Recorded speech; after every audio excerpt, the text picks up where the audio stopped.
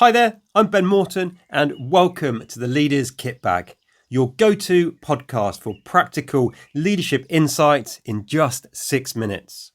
In each episode, we tackle real challenges faced by leaders and managers, offering actionable tools and strategies you can take away and immediately apply. And because leadership doesn't happen in a studio, these episodes are mostly recorded outside on the move.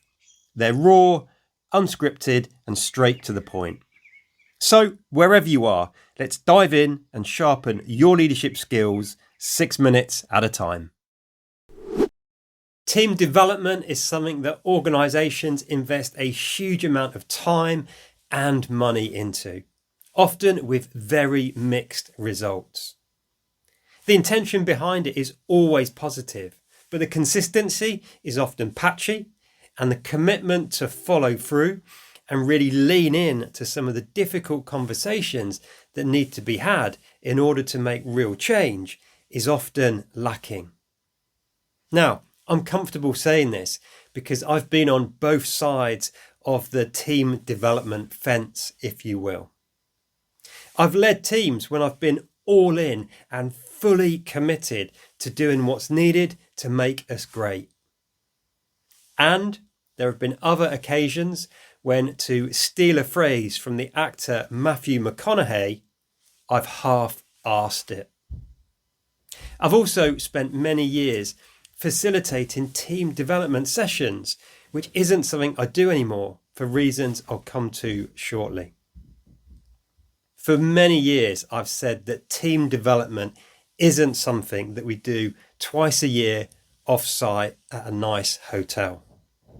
Rather, it's something we should focus on and work at every single day. And more often than not, this is through the mundane, seemingly insignificant conversations and activities.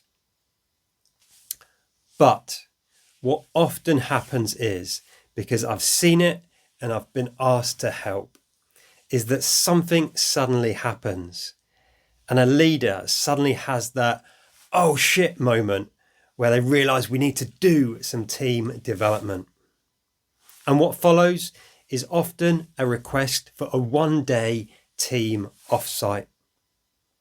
And having delivered a lot of these over the years, I came to realise that one-day team interventions often end up making things worse, not better. Why? Well, it's because we paint a picture of what the future could be like, what it could be like to be a member of this team, how we could work together, what we could achieve. And then we start to explore some of the challenges or tricky dynamics within the team. It's not wholly dissimilar to picking an itchy scab, right? But the issue with one-day team offsites is we don't have the time or the planned follow-up to really move things on.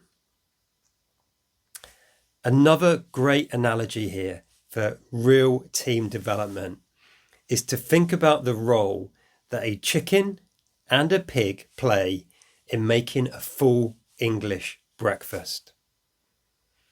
The chicken must lay the eggs, so it's part of the process, but it's not 100% all in committed.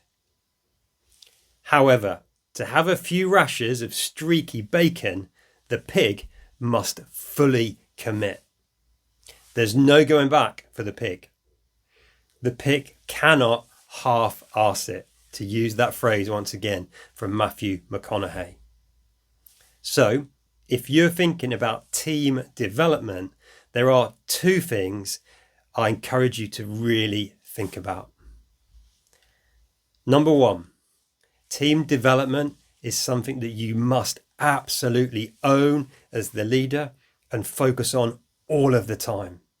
It's not, as I said, something that we do twice a year off-site at a nice hotel. And number two, remember the full English. Before you start working with a facilitator and planning those offsites, think carefully about whether you're a pig or a chicken. That's it for this episode of the Leader's Kit Bag. And remember, if you're going down the pig route, if you are going to invest in team development, going on that journey, I'm not the man to help you. If, on the other hand, though, you're looking to improve the collective leadership capability of your team, then I'd love to hear from you, because that's something I can absolutely help you with. That's it for today's episode of the Leader's Kit Bag.